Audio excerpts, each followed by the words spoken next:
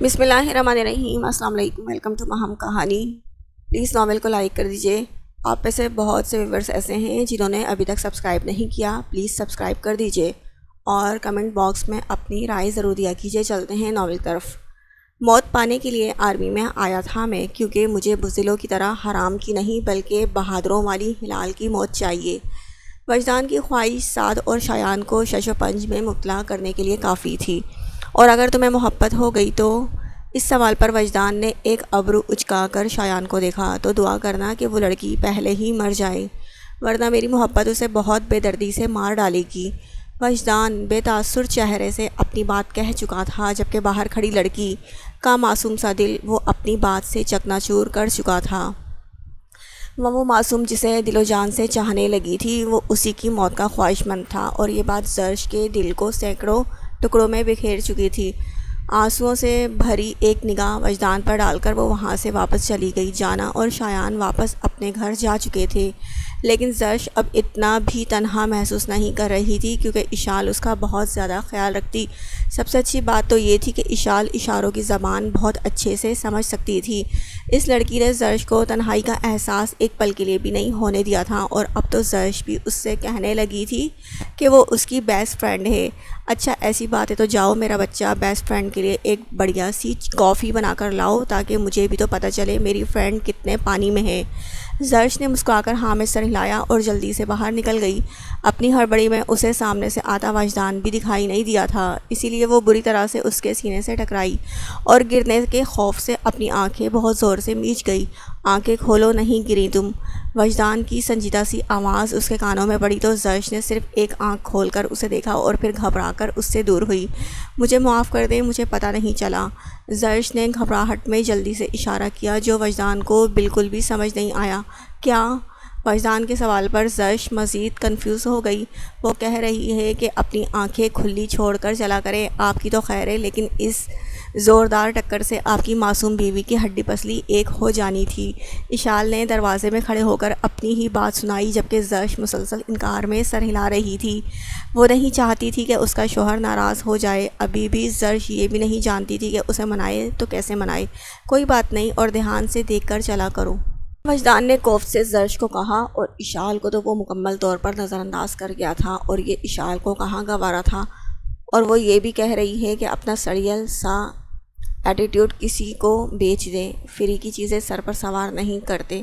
اونچی آواز میں چلاتی اشال کے منہ پر زرش نے اپنا ہاتھ رکھ کر اس کا منہ بند کروا دیا تھا۔ کیا ڈول، اس کھڑوس کو مزہ تو چکھانے دیتی نا، جانے کیا سمجھتا ہے خود کو۔ اشال ابھی بھی اسی راستے کو گھور رہی تھی جہاں وجدان گیا تھا۔ تم انہیں ناراض کر دیتی تو میں کیسے مناتی؟ زرش نے غصے سے اشارہ کیا تو اشال کے لبوں پر پہلے ایک دل فریب مسکراہٹ آئی تھی۔ ہائے ہائے، بڑا خیال ہے ان کی ناراضگی کا۔ خیر، پیار سے منا لیتی انہیں، دل خوش ہو جانا تھا ان کا بھی۔ زرش نے شرما کر اپنا سر جھکا لیا۔ ایسے گزارا نہیں چلنا ڈول، اس شخص کو اپنی موجودگی، اپنی اہمیت کا احساس دلاؤ یار، نہیں تو ایسا ہی رہے گا۔ اپنے کمرے اور اپنے آپ سے باہر نکلو اور اپنی زندگی پر دھیان دو۔ اسے سنبھالنے کے لیے تمہیں محنت کرنا پڑے گی۔ اشال اسے سمجھا کر خود واپس کمرے میں چلی گئی، جبکہ زرش وہیں کھڑی اس کی باتوں پر غور کر رہی تھی۔ وجدان ان دنوں میں سکندر کے بارے میں پتہ لگانے کی کوشش کر چکا تھا، جس کا کچھ فائدہ نہیں ہوا تھا۔ یہ سکندر جو بھی تھا وہ انتہائی چالاک دماغ کا مالک تھا۔ تو پھر کیا پتہ چلا اس سکندر کے بارے میں؟ سعد کے سوال پر وجدان نے کافی دیر سوچا تھا۔ کچھ خاص نہیں، لیکن یہ شخص جو کوئی ہے بالکل اکیلے کام کر رہا ہے۔ اس کا کسی بھی کرمنل یا ٹیررسٹ سے کوئی لینا دینا نہیں، کوئی بھی اس کے بارے میں کچھ نہیں جانتا۔ اور جہاں بھی اس سکندر نے مارا ہے وہاں کا سارا نیٹ ورک CCTV ہیک کر کے اس وقت بند کر دیے تھے، جس کی وجہ سے ایک ہلکی سی بھی فوٹیج نہیں ہے اس کی۔ وجدان کافی سوچ میں بول رہا تھا۔ فون کا کیا؟ یہ سکندر بہت سے لوگوں کو فون سے ہی بلیک میل کرتا رہا ہے، سعد نے حیرانی سے پوچھا۔ جس بھی موبائل سے فون کرتا رہا ہے وہ چوری کے تھے، ہر ایک موبائل، اور ہر واردات کے بعد موبائل کو پھینک کر نیا موبائل چرا لیتا۔ ویسے بھی کوئی بھی قتل سکندر نے براہ راست نہیں کیا بلکہ ہر ایک کو خودکشی پر مجبور کیا ہے۔ وجدان کی آنکھوں میں مخصوص چمک آئی تھی جو کسی شخص کو سراہنے پر ہی آتی ہے۔ ان سب کا مطلب سعد کی دلچسپی میں بھی مزید اضافہ ہو گیا۔ مطلب صاف ہے، 1 سال میں صرف 15 لوگوں کی جان اس نے اسی وجہ سے لی ہے کیونکہ وہ پہلے اپنے شکار کے ہر پہلو پر نظر رکھتا ہے اور پھر اس کی کمزوری ڈھونڈ کر اسے اپنی طاقت بناتا ہے۔ جیسے دارا اپنی طاقت استعمال کرتا تھا، یہ اپنا دماغ استعمال کرتا ہے، اور وہ کمزوری اتنی بڑی تو ضرور ہوگی جو ایک انسان کو خودکشی پر مجبور کر دے۔ سعد کی بات پر وجدان کے تاثرات بہت خطرناک ہو گئے تھے۔ بہت ہی چالاک اور شاطر ہے یہ سکندر، مزہ آئے گا اسے ڈھونڈنے میں۔ تم اس لڑکی کو بلاؤ، آخر پتہ تو چلے کہ جانتی کیا ہے وہ اس سکندر کے بارے میں۔ سعد اسبات میں سر ہلا کر باہر کی طرف چل دیا۔ وجدان نے اپنے سامنے موجود تمام کاغذات کو سمیٹا تھا۔ کچھ ہی دیر کے بعد سعد اشال کے ساتھ وہاں آیا تھا۔ جلدی بتاؤ بھائی، کیا کام ہے؟ پتہ نہیں، رنگ میں بھنگ ڈالنے کا بہت شوق ہے آپ لوگوں کو۔ اتنے مزے سے میں اور زری کیرم کھیل رہے تھے۔ اشال نے منہ بسورا، یہاں چھٹیاں منانے نہیں آئی ہو تم، بتاؤ مجھے کیا جانتی ہو تم اس سکندر کے بارے میں؟ وجدان نے سختی سے پوچھا، کچھ زیادہ تو نہیں، بس میں ایک بینک میں جاب کرتی تھی، وہاں کام زیادہ ہونے کی وجہ سے رات کے تقریباً 2 بجے کے قریب کام سے فارغ ہو کر پارکنگ ایریا کی طرف گئی، جب میری نظر ایک آدمی پر گئی۔ اس نے بلیک جینز پر بلیک ہوڈی پہنی ہوئی تھی اور بلیک رومال سے ہی اپنا چہرہ کور کیا ہوا تھا، جبکہ ایک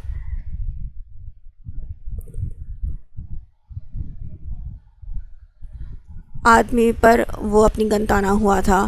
میں ایک پلر کے پیچھے چھپ کر دیکھنے لگی۔ وہ آدمی بہت زیادہ رو رہا تھا اور بار بار اس کالے کپڑوں والے آدمی سے پوچھ رہا تھا کہ وہ کون ہے۔ اشال ایک پل کو رکی تھی اور اس کی آنکھوں میں خوف کا سایہ لہرایا۔ پھر وجدان نے بے چینی سے پوچھا، پھر اس آدمی نے صرف ایک لفظ بولا تھا، سکندر، اور پھر اس نے اس آدمی کی کن پٹی پر گولی چلا دی۔ اشال نے گہرا سانس لیا۔ اس کے بعد اس سکندر نے وہی بندوق اس مرے ہوئے آدمی کے ہاتھ میں پکڑائی اور وہاں سے چلا گیا۔ میں بہت زیادہ ڈر گئی تھی، لیکن پھر بھی ہمت کر کے پولیس اسٹیشن تک گئی اور انہیں ساری بات بتائی، مگر اس کے بعد اس سکندر نے مجھے بہت دفعہ مارنے کی کوشش کی، لیکن کسی نہ کسی طرح میں بھی بچ جاتی۔ اس طرح پروٹیکشن کے لیے پہلے پولیس کے پاس رہی، پھر کچھ آفیسرز کے گھر، مگر جب سکندر وہاں بھی پہنچ گیا تو شاہ انکل نے مجھے اسفی انکل کے پاس بھیج دیا اور اب آپ کے پاس ہوں، مگر دیکھنا وہ یہاں بھی پہنچ جائے گا، وہ بہت خطرناک ہے، بہت۔ اشال اب باقاعدہ خوف سے کانپ رہی تھی، جبکہ وجدان ابھی بھی اسے گھور رہا تھا۔ اس سب کے علاوہ اور بھی کچھ جانتی ہو یا نہیں؟ وجدان بے چین ہوا۔ اشال نے کچھ دیر سوچا اور پھر ہاں میں سر ہلایا۔ ایک بار جب مجھے مارنے آیا تھا تو میں نے اسے قریب سے دیکھا تھا، بہت قریب سے دیکھا۔ کیا دیکھا تھا تم نے؟ وجدان نے اپنے سینے پر بازو باندھے، اس کی سرد سی سبز آنکھیں۔ اشال کی بات پر اب تو سعد بھی شش و پنج میں مبتلا ہو گیا تھا۔ ٹھیک ہے، جاؤ تم۔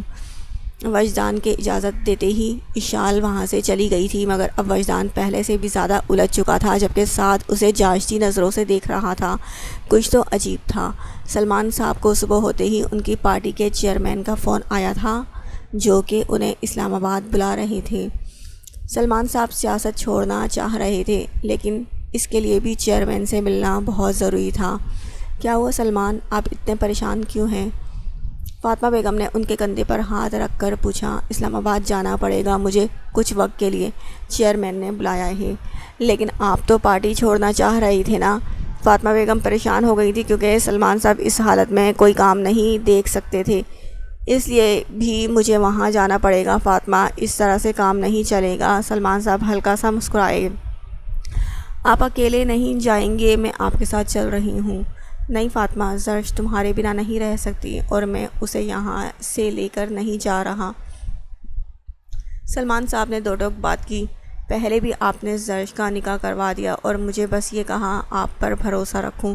اب میں آپ سے کہتی ہوں آپ اپنے فیصلے پر بھروسہ رکھیں۔ آج نہیں تو کل زرش کو یہیں تو رہنا ہے، اپنے شوہر کے ساتھ اچھا ہے اسے عادت ہو جائے۔ سلمان، میں چاہتی ہوں کہ اب وہ میرے سائے سے باہر نکلے، اپنی زندگی گزارے اور اس خوف کو دل سے نکال دیں۔ فاطمہ بیگم نے انہیں سمجھانے کی کوشش کی، لیکن کوئی لیکن ویکن نہیں، میں آپ کو اکیلے نہیں بھیج رہی، اور آپ زرش کی فکر مت کریں، اشال ہے اس کے پاس اور وہ زرش کا بہت زیادہ خیال رکھتی بھی ہے۔ فاطمہ بیگم کی بات پر سلمان صاحب نے کافی غور کیا اور پھر اس بات میں سر ہلایا۔ اچھی بات ہے، میں پیکنگ کر لیتی ہوں، پھر ہماری۔ فاطمہ بیگم اپنی بات کہہ کر وہاں سے جا چکی تھی، لیکن سلمان صاحب ابھی بھی اضطراب میں تھے۔ اپنی معصوم بچی کو چھوڑنے کا ان کا بالکل بھی دل نہیں کر رہا تھا، لیکن بیٹیاں تو ہوتی ہی پرائی ہیں۔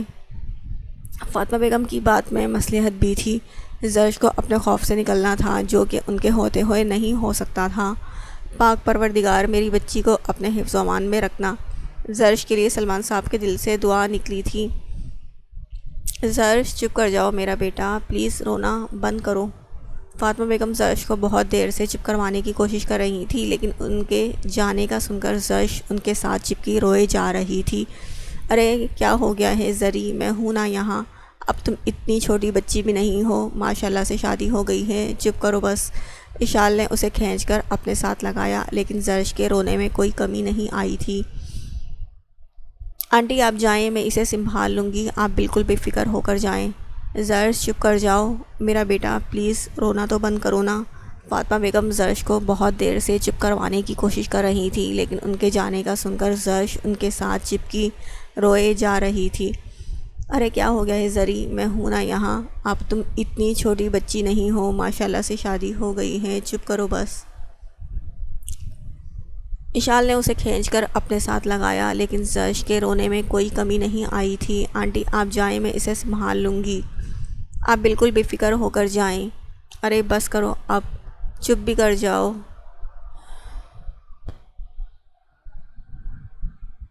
گڑیا ورنہ سونامی آ جائے گا اس گھر میں، اور قسم سے مجھے بھری جوانی میں ڈوب کے نہیں مرنا، اشال نے شرارت سے کہتے ہوئے زرش کو اپنے ساتھ لگایا۔ تم رو کیوں رہی ہو بھائی، کبھی نہ کبھی تو رخصت ہو کر تمہیں اسی بندے کے پاس آنا تھا نا، تو ابھی صحیح۔ اشال نے اس کا چہرہ تھوڑی سے پکڑ کر اوپر کیا۔ پھر اب اس سب میں تمہارا فائدہ بھی تو ہے، اشال نے ایک آنکھ دبا کر شرارت سے کہا، تو زرش سوالیہ نظروں سے اسے دیکھنے لگی۔ ارے اب اپنے موم ڈیڈ کے ہوتے ہوئے تو تم اپنے ہسبینڈ کے قریب جانے سے کتراتی، لیکن اب تو موقع بھی ہے اور محل بھی، تو دیوانہ بنا لو وجی جی کو اپنی اداؤں کا۔ اشال کی بات پر زرش کا چہرہ سرخ ہو گیا تھا۔ ہائے، بس ایسی ادائیں پیا جی کو دکھانی ہیں، پھر دیکھنا کیسے لٹو ہوتے ہیں تمہارے پیچھے، اور سب بھول بھال کر سیدھا اپنے روم میں لے جا کر رخصتی بھی کروا ہی دیں گے۔ زرش جو اشال کی آنکھیں بڑی کر کے دیکھ رہی تھی، اس کی آخری بات پر شرم کے مارے اپنا چہرہ ہاتھوں میں چھپا گئی۔ اشال کا کہا کمرے میں گونجا تھا، "You are so sweet my little doll"۔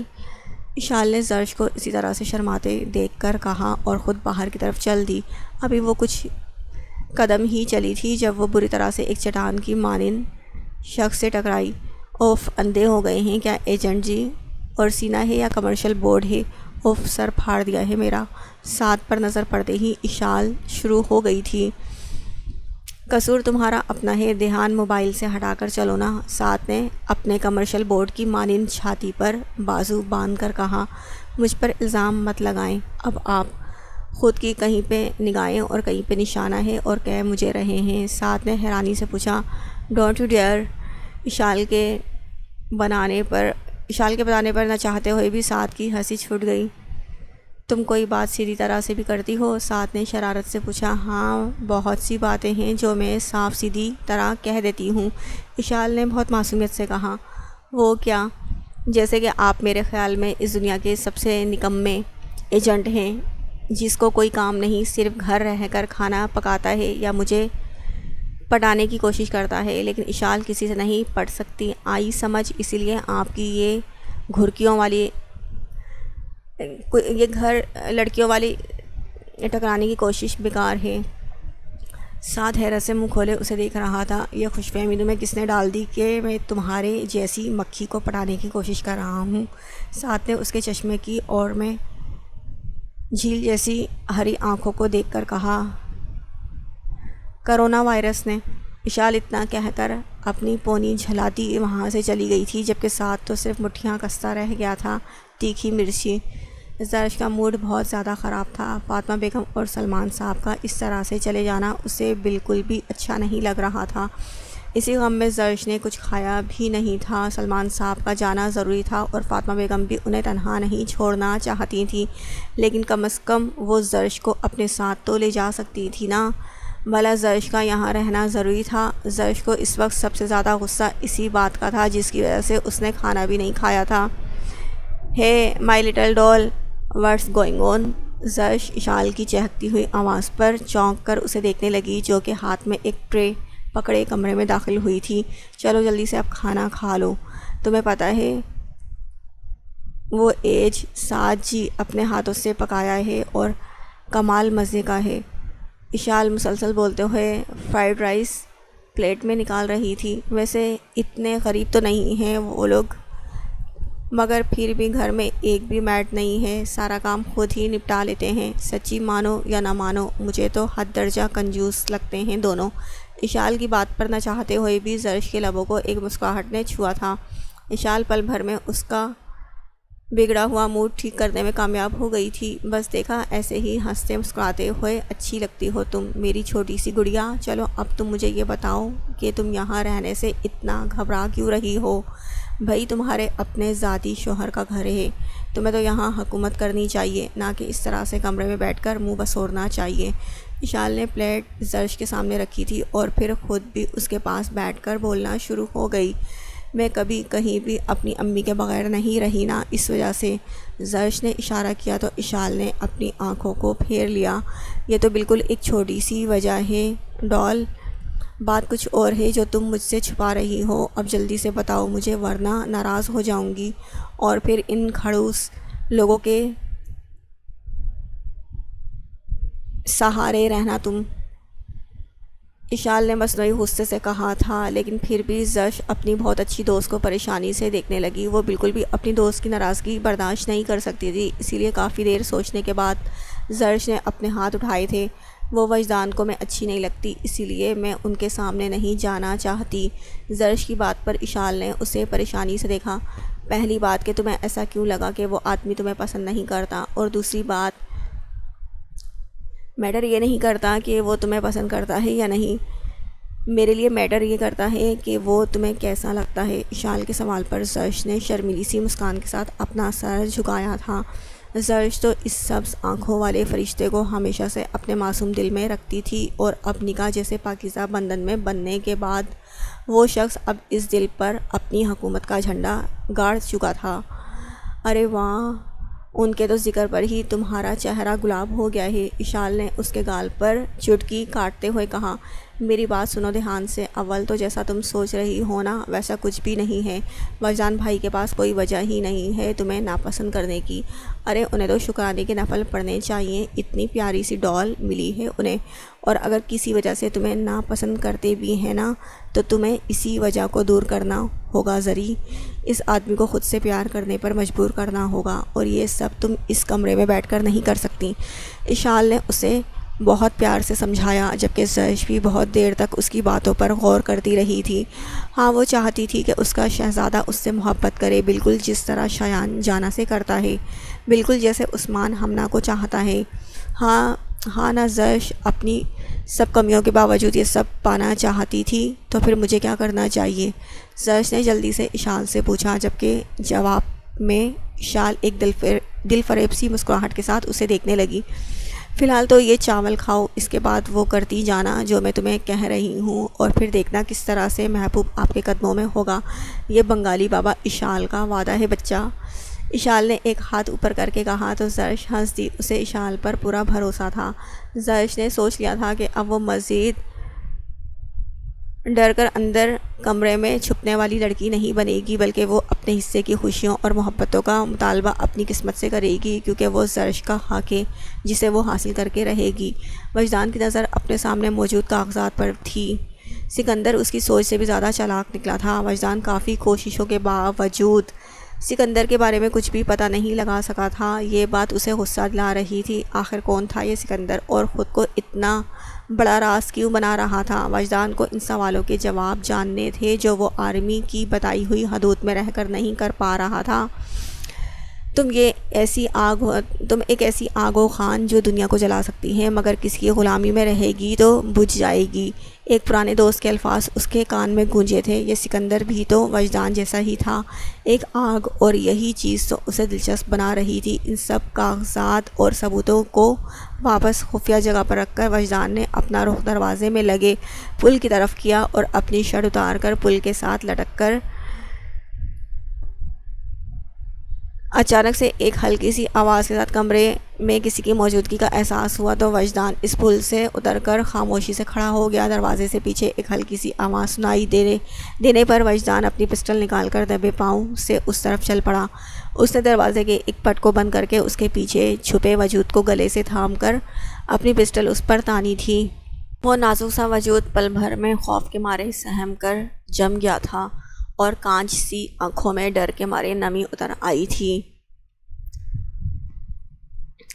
کیا مسئلہ ہے تمہارے ساتھ؟ مرنا چاہتی ہو میرے ہاتھوں سے کیا؟ وجدان نے غصے سے اپنی چھوٹی سی بیوی کو گھورا اور اس کی ملائم گردن سے اپنا بھاری بھرکم ہاتھ ہٹایا تھا، جبکہ زرش جس جذبے سے یہاں آئی تھی اب وہ ختم ہو چکا تھا۔ کیوں آئی ہو یہاں؟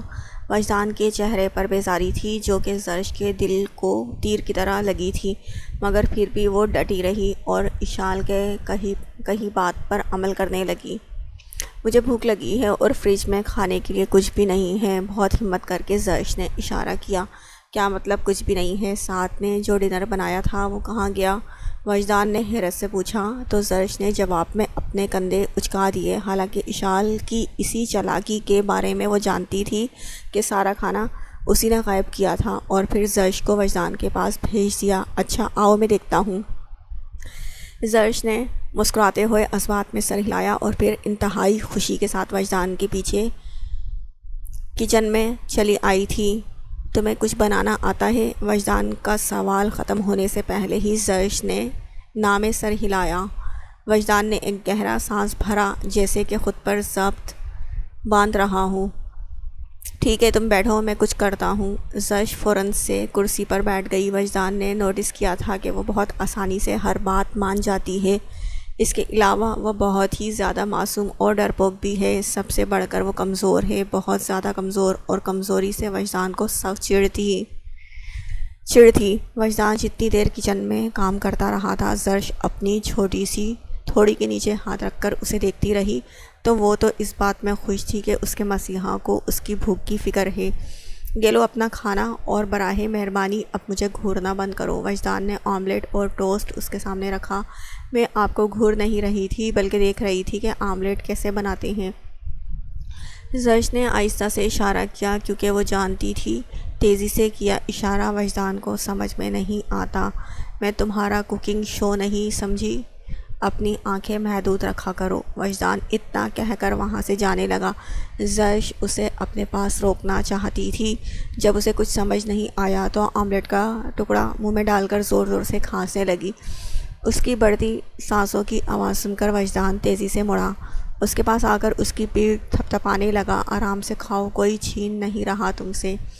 وجدان تقریباً دھاڑا تھا۔ زرش جہاں اس کے غصے سے ڈر گئی تھی وہیں اسے وجدان کا اس طرح سے فکر کرنا اسے بہت زیادہ اچھا لگا تھا۔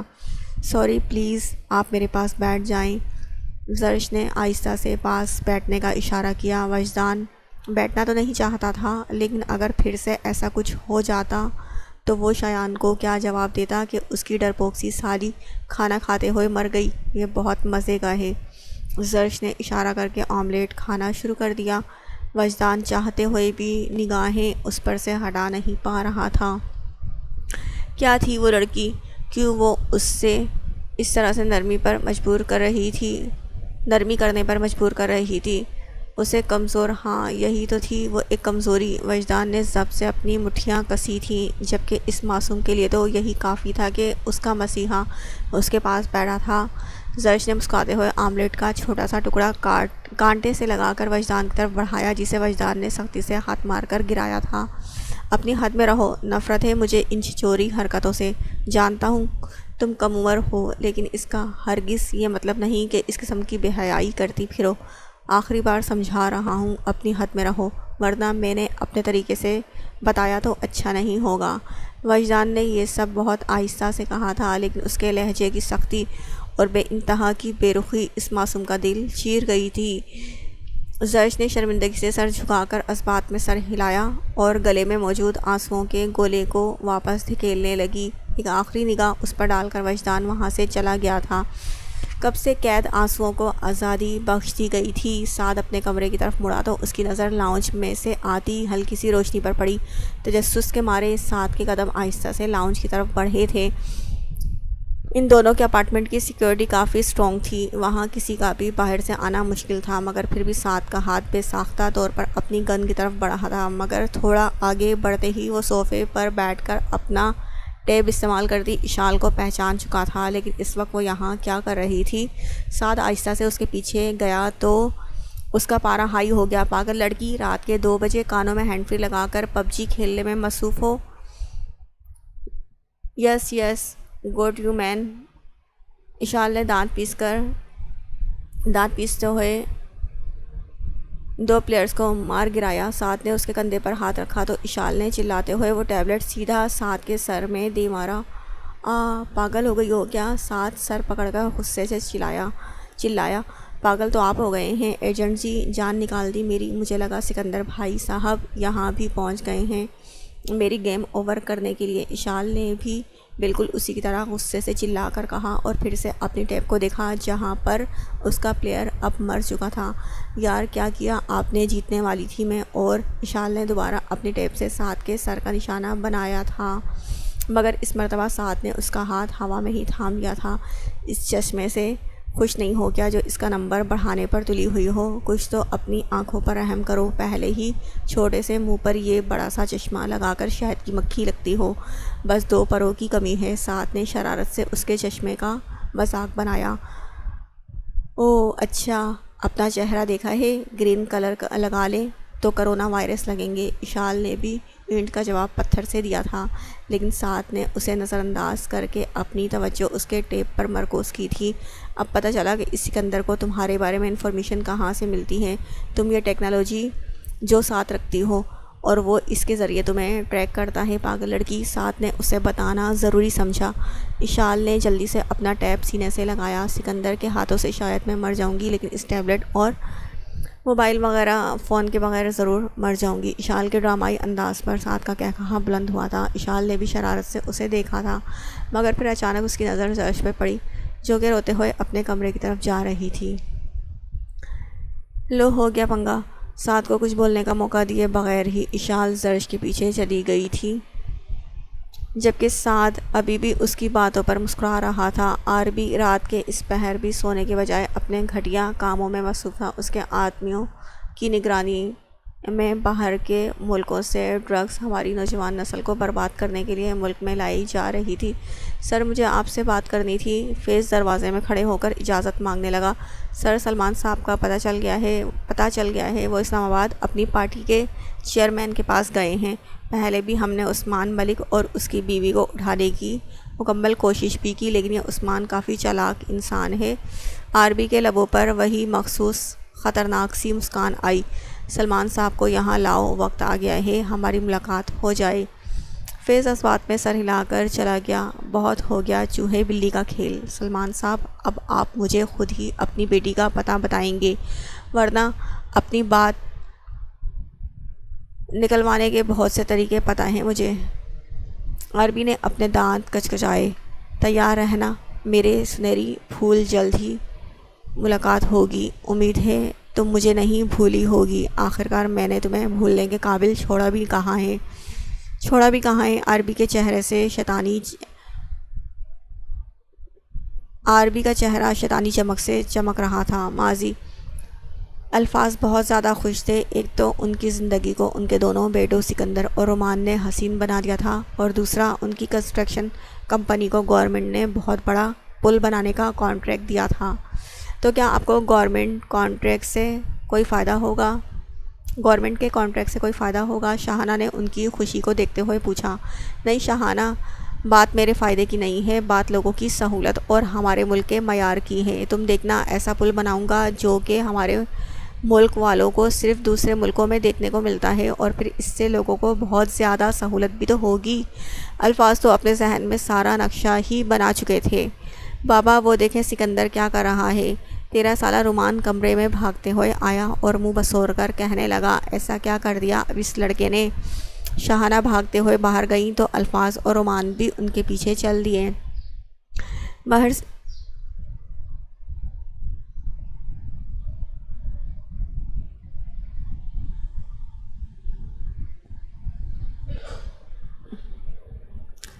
سکندر دیوار پر چڑھ کر اس پر لڑکھڑاتے ہوئے چلنے کی کوشش کر رہا تھا۔ سکندر یہ کیا کر رہے ہو، گر جاؤ گے۔ شاہانہ پریشانی سے آگے ہوئیں۔ اٹس کال اکورڈ مما، رومان بھائی نے کہا، میں نہیں کر سکتا اس لیے میں انہیں کر کے دکھا رہا تھا۔ بولتے ہوئے سکندر بری طرح سے لڑکھڑا گیا تو شاہانہ چیخ مار کر آگے ہوئی۔ الفاظ نے آگے ہو کر سکندر کو کھینچا اور اپنی باہوں میں اٹھا لیا۔ اور تمہیں نہیں لگتا؟ الفاظ نے مصنوعی غصے سے پوچھا۔ اپنے لال پر وہ تو کبھی غصہ کر ہی نہیں پاتے تھے۔ نو بابا، سکندر اس بریو، وہ صرف اللہ تعالیٰ سے ڈرتا ہے۔ آپ نے ہی تو کہا تھا۔ سکندر کی بات پر الفاظ نے مسکرا کر اسے سینے سے لگایا۔ But your mama is not brave, look she is crying right now. Sikandar الفاظ کے پاس سے اتر کر شاہانہ کے سینے سے لگ گیا۔ الفاظ ساتھ کھڑے رومان کو دیکھ کر مسکرا دیے۔ ان دونوں بھائیوں میں زمین آسمان کا فرق تھا۔ سکندر جہاں اپنی شرارتوں اور بہادری میں نئے نئے کارنامے سر انجام دیتا رہتا تھا، رومان وہی ایک مثالی بیٹا تھا جو انہیں بالکل بھی پریشان نہیں کرتا تھا۔ سر آپ سے شیراز حسن صاحب ملنے آئے ہیں، چوکیدار نے بتایا تو الفاظ حیران ہو گئے کیونکہ شیراز حسن صاحب منسٹری کے کافی اونچے عہدے پر فائز تھے۔ ان کو لاؤنج میں بٹھاؤ، میں آتا ہوں۔ چوکیدار اس بات میں سر ہلا کر چلا گیا اور کچھ دیر بعد الفاظ بھی لاؤنج کی طرف چل دیے جہاں شیراز صاحب پہلے سے ہی ان کا انتظار کر رہے تھے۔ کیسے ہیں آپ شیراز صاحب، سب خیریت ہے؟ الفاظ مسکرا کر ان کے سامنے والے صوفے پر بیٹھے۔ جی سب خیریت ہے، وہ بس میں نے سنا تھا کہ نیا پل بنانے کا کام کانٹریکٹ نے آپ کی کمپنی کو دیا ہے، اسی سلسلے میں آپ کو مبارکباد دینے آیا تھا۔ شیراز صاحب کے چہرے پر عجیب سی مسکان تھی۔ آپ کا بہت بہت شکریہ، الفاظ مسکراتے ہوئے کہنے لگے۔ دراصل بات یہ بھی ہے کہ یہ پروجیکٹ کافی مہنگا ہے اور ملک کے معاشی مسائل تو آپ کے سامنے ہیں، تو میں سوچ رہا تھا کہ بڑا پل بنانے پر اتنا پیسہ کیوں برباد کرنا۔ شیراز صاحب نے کافی چالاکی سے کہا۔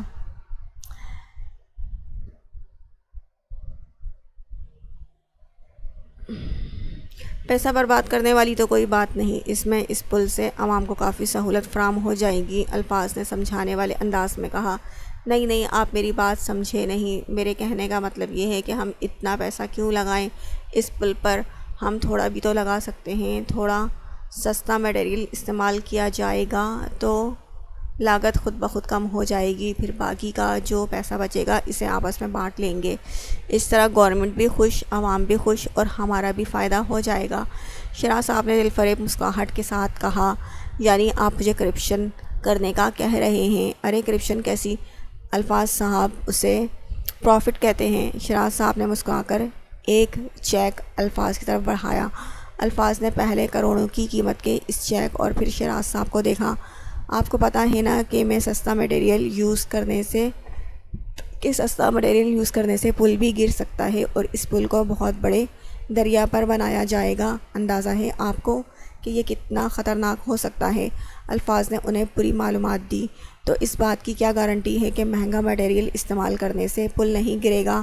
بھئی حادثے تو زندگی کا حصہ ہیں، جب جو ہونا ہے تب سو ہوتا ہے، ہم ہر چیز کو ہونے سے روک نہیں سکتے۔ شیراز صاحب کی بات پر الفاظ نے اپنی مٹھیاں کسی تھیں۔ جب تک حکومت میں آپ جیسے گھٹیا لوگ رہیں گے نا، ہمارا ملک کبھی بھی ترقی کی راہ میں گامزن نہیں ہو سکے گا، کیونکہ ہر شے میں سے آپ لوگوں نے اپنا ذاتی فائدہ ڈھونڈ کر اپنی ہی عوام، اپنے ہی ملک کو لوٹنا ہے۔ معاف کیجیے گا، میں یہ کبھی بھی نہیں کروں گا۔ پل سب سے اچھے مٹیریل کا ہی بنے گا۔ اب آپ یہاں سے جا سکتے ہیں، خدا حافظ۔ الفاظ اتنا کہہ کر وہاں سے اٹھ کر چل دیے۔ اپنے بیوی بچوں کے بارے میں سوچ لو الفاظ، کبھی سوچا ہے تمہیں کچھ ہو گیا تو ان کا کیا بنے گا؟ شیراز صاحب نے صاف سیدھے الفاظ میں دھمکی دی۔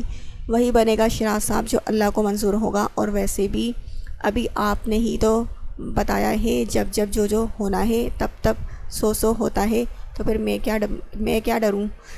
اتنا الفاظ اتنا کہہ کر وہاں سے چلے گئے، جبکہ شیراز صاحب مٹھیاں کستے رہ گئے تھے۔